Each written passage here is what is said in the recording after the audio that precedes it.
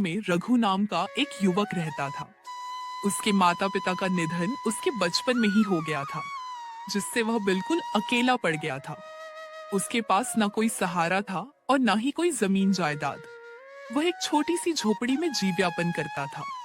गांव के मुखिया हरिवंश राय एक अत्यंत दयालु व्यक्ति थे। उन्होंने रघु की दयनीय स्थिति पर तरस खाया और उसे अपने यहाँ काम पर रख लिया। रहने के लिए उन्होंने रघु को एक अलग झोपड़ी भी दे दी। समय बीतता गया और आदित्य बड़ा हो गया था। वह आज भी मुखिया के यहाँ ही काम करता था और मुखिया को उस पर बहुत विश्वास था। एक दिन मुखिया ने रघु से कहा, रघु, अब तुम शादी क्यों नहीं कर लेते? तुम्हारी उम्र हो गई है। जब तुम्हारी पत्नी आएगी तो वह तुम्हारा आधा काम संभाल लेगी, घर संभालेगी और तुम्हारे खाने पीने का भी इंतजाम हो जाएगा। मेरी भी अब उम्र हो चली है, पता नहीं कब भगवान का बुलावा आ जाए। मैं चाहता हूँ कि तुम्हारी शादी मेरे सामने हो जाए ताकि मैं तुम्हारे लिए निश्चिंत हो सकूं। अरे मुखिया जी, ऐसी बातें क्यों करते हैं? आपको मेरी उम्र भी लग जाए, आपके सिवा मेरा और कौन है यहाँ? आपने मेरे लिए बहुत कुछ किया है। बचपन से लेकर आज तक आपने ही मुझे माता पिता दोनों का प्यार दिया है। आपका ये उपकार मैं कभी नहीं चुका सकता। उपकार की बातें छोड़ो रघु, बताओ शादी करोगे? लड़की मैं ही देखूं या तुमने किसी को पसंद कर रखा है? नहीं मुखिया जी, मेरी नजर में कोई लड़की नहीं है। आपको जैसा ठीक लगे आप वही कीजिए। मुझे आप पर पूरा भरोसा है। आप मेरे लिए भगवान से कम नहीं है। आप जो भी निर्णय लेंगे वह उचित होगा और मेरे भले के लिए ही होगा। अब आप ही मेरे पिता समान हैं। ठीक है भाई, मेरी नजर में तुम्हारे लिए एक बहुत अच्छी लड़की है। और हाँ, तुम शादी के खर्चे की चिंता बिल्कुल मत करना, वह जिम्मेदारी मेरी हुई। आखिर पिता का दर्जा दिया है तो मेरी बात भी माननी पड़ेगी। जी मालिक, जैसा आपको ठीक लगे। मुखिया जी का एक बेटा भी था, आदित्य, जो यह सारी बातें सुन रहा था। वह गुस्से से अपने पिताजी के पास जाकर बोला, पिताजी, ये आप क्या कह रहे हैं? आपको क्या जरूरत है रघु की शादी का खर्च उठाने की? ये मत भूलिए कि वह हमारा नौकर है। नौकर से इतना लगाव ठीक नहीं है। ऐसे तो वह सिर पर चढ़ जाएगा। आज आप उसकी शादी के लिए पैसा देंगे तो उसे आदत लग जाएगी। बचपन से आज तक वह हमारे ही पैसों पर पलता आया है और अब आप उसकी शादी भी करवा रहे हैं। क्या आपने उसका ठेका ले रखा है? जबान संभाल के बात करो आदित्य। वह मेरा नौकर नहीं, मेरे बेटे की तरह है और यह मेरी संपत्ति है। मैं जो चाहूं वह करूंगा। तुम मुझे मत सिखाओ कि मुझे क्या करना चाहिए और क्या नहीं। और यह मत भूलो कि मैं तुम्हारा बाप हूं। पिताजी, आप ठीक नहीं कर रहे हैं। मैं आपका बेटा हूं, वह फटीचर रघु नहीं। आप मेरी तुलना उसके साथ कर रहे हैं। मेरे सामने उसकी क्या औकात है? आप उसकी भोली शक्ल पर मत जाइए। सारे गरीब लोग ऐसे ही होते हैं। एक दिन आपको पता चल जाएगा कि अपना कौन है और पराया कौन। अपने और पराये की बात तो तुम करो ही मत। मुझे अच्छे से पता है कौन अपना है और कौन पराया। पहले जब मैं बहुत बीमार था तब कहाँ गया था तुम्हारा अपनापन? तब आदित्य ने मेरी कितनी सेवा की, दिन रात मेरी सेवा में लगा रहा। आज मैं जिंदा हूं तो सिर्फ उसकी वजह से। तुमने तो मेरी एक बार भी खबर नहीं ली। तुम अपने नशे में धुत पड़े रहते थे। क्या मैं झूठ बोल रहा हूं? बोलो। और यहाँ आकर मुझे अपने पराये का भाषण दे रहे हो? चले जाओ यहाँ से। लगता है उसने आप पर कोई जादू टोना कर दिया है, इसलिए आप अपने बेटे से ज्यादा उस 2 कौड़ी के नौकर की तरफदारी कर रहे हो। और आपकी उम्र भी तो हो चली है। आपकी उम्र में आदमी शटिया जाता है। अभी एक काम करो, सारा हिसाब किताब मुझे दे दो, नहीं तो आप इसी तरह से सब पैसे लुटा दोगे और मेरे पास कुछ भी नहीं बचेगा। जब तक मैं जिंदा हूं तब तक तुम्हारे हाथ कुछ नहीं आने वाला। तुम्हारे हाथ में हिसाब किताब देकर मुझे अपना नाम खराब नहीं करना है। मैंने पैसे बहुत मेहनत से कमाए हैं। समाज में मेरी बहुत इज्जत है और तुम मेरी इज्जत मिट्टी में मिलाना चाहते हो। अगर तुम्हें हिसाब किताब चाहिए तो उस लायक बनकर आओ, फिर बात करेंगे। काश तुम्हारी जगह भगवान मुझे रघु जैसा बेटा दिया होता। आदित्य गुस्से से वहां से चला जाता है। इस फटीचर रघु का कुछ करना पड़ेगा। ये 2 टके का नौकर मेरी जगह लेने की कोशिश कर रहा है। उसकी तो छोड़ो, जब अपना ही सिक्का खोटा निकले तो भला क्या करें। मेरा बाप होकर मेरी जगह उस मनहूस की तरफदारी कर रहा है। यह अपमान मैं कभी नहीं भूलूंगा। वक्त आने पर दोनों को सबक सिखाऊंगा।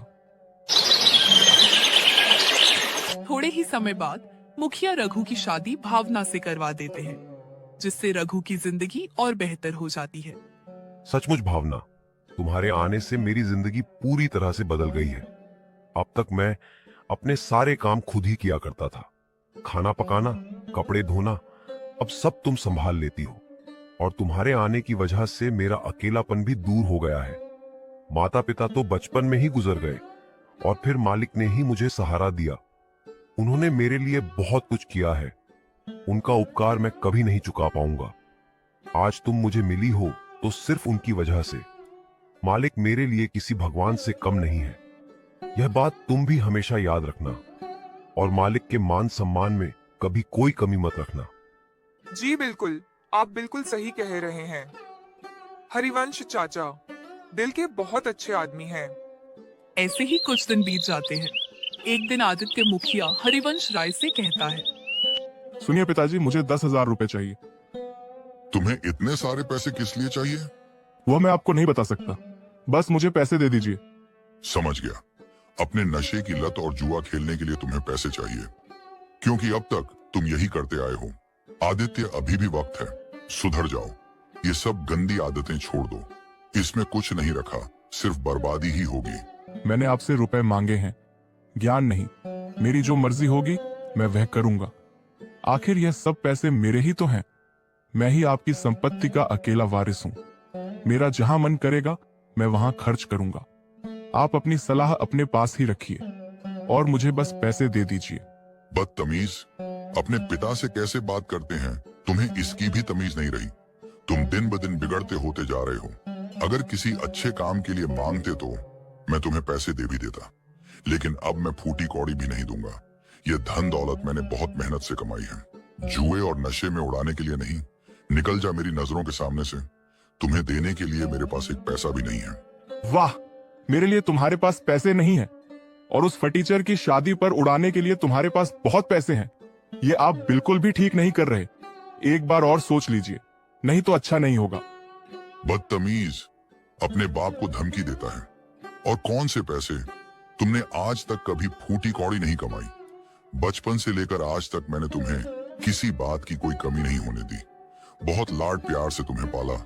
शायद यही मेरी गलती है, जिसकी सजा आज मुझे मिल रही है। निकल जा यहाँ से।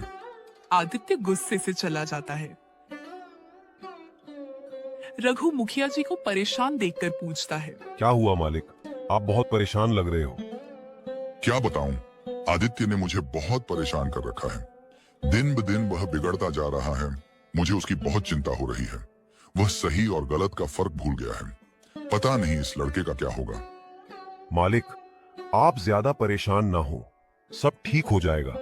आप छोटे मालिक से प्यार से बात करके उन्हें समझा दीजिए, वह समझ जाएंगे। वह दिल के बुरे नहीं है। नहीं रघु बेटे, तुम नहीं जानते, अब बात हाथ से निकल चुकी है। वो बातों से मानने वाला नहीं है। उसके लिए मुझे कोई कठोर कदम उठाना पड़ेगा। इधर आदित्य बहुत गुस्से में होता है और सोचता है, मैं भी देखता हूं मुझे पैसे कैसे नहीं मिलते। मुझे किसी भी हालत में पैसे चाहिए। इसके लिए चाहे मुझे कुछ भी करना पड़े। यहां भी घी सीधी उंगली से नहीं निकलने वाला। मुझे उंगली टेढ़ी करनी ही पड़ेगी। अगले दिन तिजोरी में से 1 लाख रुपए चोरी हो जाते हैं। मुखिया अपने सारे आदमियों से पूछताछ करता है, लेकिन उन पैसों का कोई पता नहीं चलता। तभी मुखिया का बेटा आदित्य वहां आकर बोलता है, क्या बात है पिताजी, आप बहुत परेशान लग रहे हो। छोटे मालिक, मालिक की तिजोरी से 1 लाख चोरी हो गए हैं। चोर का कुछ पता नहीं चल रहा। आखिर कौन पैसे निकाल सकता है? अच्छा तो ये बात है, चोर और कौन होगा? रघु ही होगा। यह तुम क्या कह रहे हो आदित्य? मुझे रघु पर पूरा भरोसा है। वो कभी ऐसा नहीं कर सकता। उस पर भरोसा करके आपने गलती की है। वह आपके भरोसे के लायक नहीं है। चोरी उसी ने की है। उसकी तो पहले से ही हमारे पैसों पर नजर थी। आप उस पर बहुत भरोसा करते थे ना। उसको कभी कभी तिजोरी की चाबी भी देते थे। अब पता चला दिन रात आपके आगे पीछे इसी के लिए तो घूमता था वह। तभी रघु वहां आ जाता है। क्या हुआ मालिक? आप लोग यहाँ इकट्ठे क्यों हुए हैं? इतना सब करने के बाद पूछ रहे हो कि क्या हुआ है? एक तो चोरी की है तुमने, और ऊपर से हिम्मत तो देखो इसकी, मुंह उठाकर चला आया। तुम्हें शर्म नहीं आती? जिस थाली में खाते हो उसमें छेद करते हो। मालिक, ये छोटे मालिक क्या कह रहे हैं? मेरे तो कुछ समझ में नहीं आ रहा। चोरी और मैं ऐसा सपने में भी नहीं सोच सकता। ज्यादा भोले मत बनो। चोरी तुमने ही की है। सच सच बताओ, वो पैसे कहाँ हैं? वरना लात मारकर तुम्हें यहां से निकाल दूंगा। तुम जैसे मक्कार को मैं अच्छी तरह से जानता हूं। पहले बड़े लोगों को अपनी चिकनी छुपड़ी बातों में फंसाते हो और उनका भरोसा जीत लेते हो, फिर जैसे ही मौका मिले हाथ साफ करके निकल जाते हो। मेरे पिताजी ने तुम्हारे लिए क्या कुछ नहीं किया, और तुमने उनके एहसान का यह सिला दिया। रघु को यह सुनकर बहुत दुख पहुंचता है। बस आदित्य, अब बहुत हो गया। तुम कब से रघु को भला बुरा बोलते जा रहे हो। अब और एक शब्द भी मैं रघु के खिलाफ नहीं सुनूंगा। मुझे रघु पर तुमसे भी ज्यादा भरोसा है कि रघु ऐसी हरकत कभी नहीं कर सकता। रघु भले ही गरीब है, लेकिन उसकी नियत, उसकी ईमानदारी और उसकी अच्छाई में वह तुमसे कहीं गुना ज्यादा अमीर है। उसकी बराबरी तुम दूर दूर तक नहीं कर सकते। आप एक मामूली नौकर के लिए अपने बेटे का अपमान कर रहे हो। यह रघु एक नंबर का धोखेबाज है और चोर है। इसने चोरी की है। इसने आपकी आंखों के ऊपर पट्टी बांध रखी है, इसलिए आप सच्चाई को देख नहीं पा रहे हैं। मैं तो कहता हूं इसके घर की तलाशी लीजिए। जरूर इसने पैसे वहीं छुपाए होंगे। बस अब बहुत हो चुका आदित्य। मैं अच्छी तरह से जानता हूं कि तुम रघु पर झूठा आरोप लगाकर उसे मुझसे दूर करना चाहते हो। मुझे तो लगता है चोरी उसने नहीं की, बल्कि मैंने तुम्हें पैसे नहीं दिए तो तुमने ही की होगी। आप मुझ पर इल्जाम लगा रहे हो अपने बेटे के बारे में। आप ऐसा सोच भी कैसे सकते हो? आपको इस नौकर पे भरोसा है और अपने बेटे पर नहीं। नहीं है, मैं सबके सामने कहता हूँ, मुझे तुम पर बिल्कुल भी भरोसा नहीं है। अच्छा ठीक है, आपको मुझ पर भरोसा नहीं है तो आप बेशक मेरे कमरे की तलाशी लीजिए, लेकिन मेरी एक शर्त है। मेरे कमरे की तलाशी के बाद आपको रघु के घर की भी तलाशी लेनी होगी, तभी दूध का दूध और पानी का पानी हो जाएगा। सबसे पहले आदित्य के कमरे की तलाशी की जाती है, लेकिन वहां पर पैसे नहीं मिलते हैं। देखा, आप सबको नहीं मिले ना पैसे। मैं आपको कब से कह रहा हूं कि पैसे रघु ने ही चुराए हैं। एक बार उसके घर की भी तलाशी लेनी चाहिए। फिर रघु के घर की तलाशी ली जाती है और रघु के घर में पैसे मिल जाते हैं। यह लीजिए मालिक, रघु के पलंग के नीचे रखे थे। यह देखकर रघु को बहुत बड़ा धक्का लगता है कि आखिर उसके घर में पैसे कहां से आए। देखा पिताजी, आपसे मैं कब से कह रहा था कि पैसे रघु ने लिए हैं, लेकिन आपने मुझ पर भरोसा नहीं किया। अब पता चला अपना कौन है और पराया कौन। मुखिया हरिवंश राय को भी बहुत बड़ा धक्का लगता है। वो कुछ भी नहीं बोलते हैं, बस चुपचाप खड़े रहते हैं। बोलिए ना, अब आप चुप क्यों खड़े हो? नहीं मालिक, ये सच नहीं है। मैं नहीं जानता मेरे घर पर पैसे कैसे आए, लेकिन मैं ऐसा काम कभी नहीं कर सकता। मैं चोरी कभी नहीं कर सकता। मालिक, मेरा भरोसा कीजिए। चुप कर धोखेबाज। आज तुम्हारी वजह से पिताजी को कितनी ठेस पहुंची है। वह तुम पर कितना भरोसा करते थे। मुझसे भी ज्यादा तुम पर भरोसा था। तुमने उनके साथ विश्वासघात किया है। तुमने आज पिताजी का दिल तोड़ दिया है। सबूत सबके सामने है कि चोरी तुमने ही की है। अब और कहने को बचा ही क्या है। पिताजी, मैं तो कहता हूं इस धोखेबाज को पुलिस के हवाले कर देते हैं। नहीं मालिक, मैंने चोरी नहीं की है। आप तो मेरे लिए भगवान समान हैं। मैं आपके घर में चोरी नहीं कर सकता। पिताजी, ऐसे लोगों को छोड़ना नहीं चाहिए। मैं अभी पुलिस को बुलाता हूं। नहीं, तुम पुलिस को नहीं बुलाओगे, और चलो यहाँ से। लेकिन पिताजी, आप इसे ऐसे कैसे छोड़ सकते हो? इसको सजा तो मिलनी चाहिए। मैंने कहा ना, तुम नहीं बुलाओगे पुलिस। मुझे कोई शिकायत दर्ज नहीं करवानी, और चलो यहाँ से। मुखिया जी वहां से चले जाते हैं। भावना, ये क्या हो गया? आज मैंने अपने भगवान समान मालिक का दिल दुखाया है। उन्हें कितना बुरा लग रहा होगा। वह तो अंदर से पूरे टूट चुके होंगे। लेकिन आपकी तो कोई गलती नहीं है। और ये पैसे हमारे घर पर कब आए, किसने रखे? ये जरूर किसी का षड्यंत्र है आपको फंसाने के लिए। वो तो मैं नहीं जानता भावना। मुझे इस वक्त मेरे मालिक की चिंता हो रही है। ना जाने वह मेरे बारे में क्या क्या सोच रहे होंगे। मुझे कैसे भी उनसे बात करनी ही होगी। मेरी बात सुनिए, अभी आपका वहाँ जाना ठीक नहीं होगा। आपने देखा नहीं, आपकी बात किसी ने नहीं सुनी।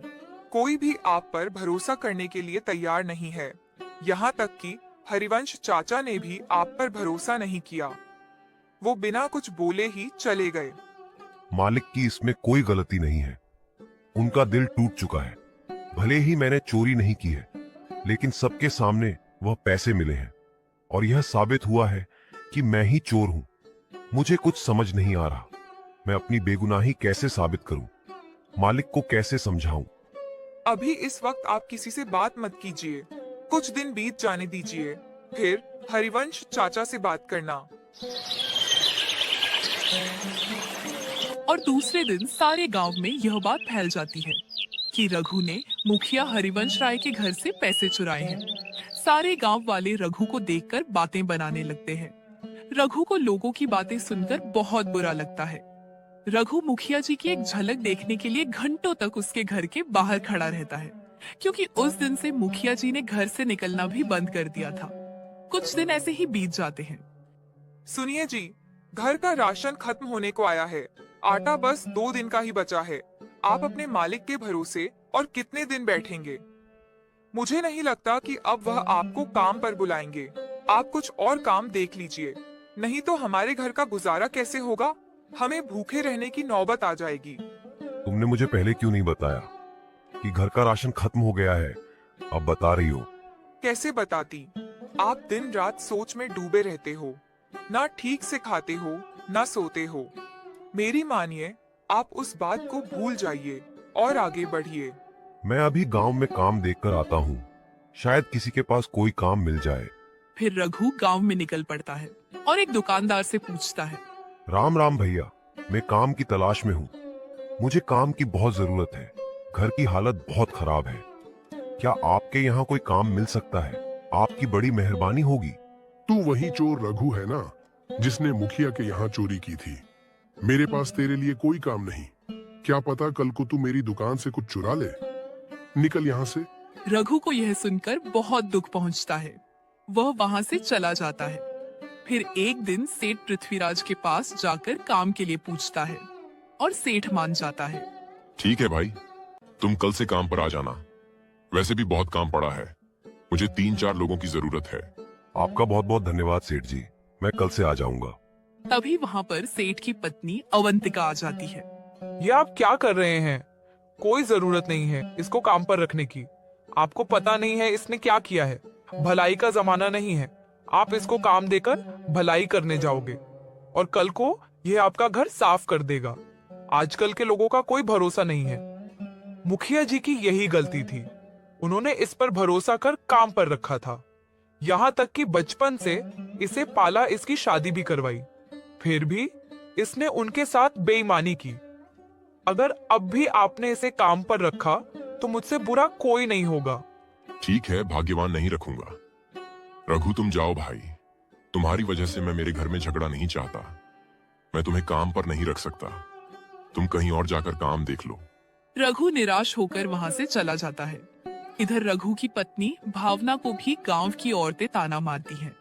अरे देखो, ये उस रघु की पत्नी है ना? मैंने तो सुना है दोनों पति पत्नी की मिली भगत है। जो मुखिया जी जैसे अच्छे आदमी को फंसा के रखा था इन दोनों ने। लेकिन सच्चाई ज्यादा दिन तक नहीं छुपती।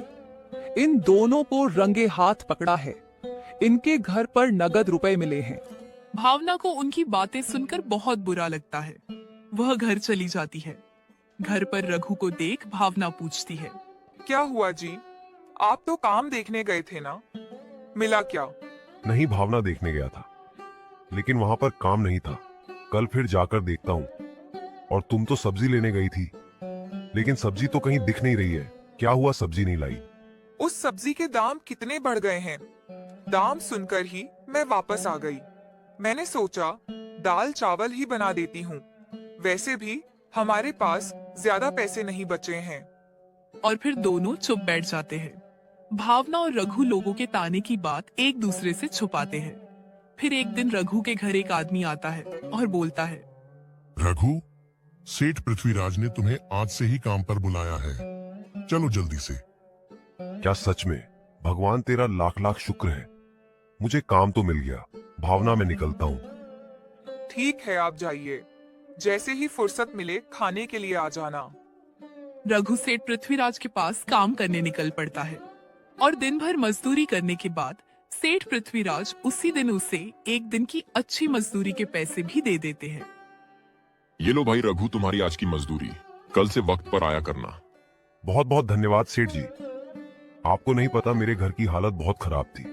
अगर आज आप काम ना देते तो मुझे भूखे रहने की नौबत आ जाती। अभी मैं चलता हूँ सेठ जी, कल समय पर आ जाऊंगा। रघु खुशी से अपने घर की ओर चला जाता है।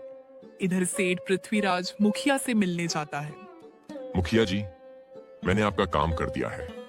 जैसा आपने बोला था, उसे काम पर भी रख लिया है और पैसे भी दिए हैं। आप मेरे बहुत अच्छे मित्र हो, इसीलिए मैंने तुम्हारी बात मानी। आपने कहा इसीलिए मेरी पत्नी मानी, नहीं तो मेरी पत्नी को मनाना मुश्किल था। शुक्रिया दोस्त तुम्हारा यह एहसान कभी नहीं भूलूंगा। एक दिन आदित्य एक आदमी से बात करता है। अच्छा, तो ये बात है। उस सेठ के यहाँ रघु को काम मिल गया। तुम एक काम करो, जैसे हमने पिताजी के कमरे से पैसे चुराए थे और रघु के कमरे में रखे थे, वैसे ही उस सेठ के यहाँ सेठानी का हार चुरा लो और मौका मिलते ही रघु के घर पर जाकर रख दो। मैं भी देखता हूँ वह सेठ रघु को कैसे काम पर रखता है। उस रघु को मैं भूखे तड़प तड़प कर मरते हुए देखना चाहता हूँ। उसे पाई पाई के लिए मोहताज ना बनाया तो मेरा भी नाम आदित्य नहीं। यह सारी बातें मुखिया सुन लेते हैं। उन्हें बहुत बड़ा धक्का लगता है और रघु के लिए उनका दिल और भी तड़प उठता है। गुस्से में वे आदित्य के कमरे में जाकर बोलते हैं, अच्छा तो ये बात है, तुम इतना गिर जाओगे, ये मैंने कभी नहीं सोचा था।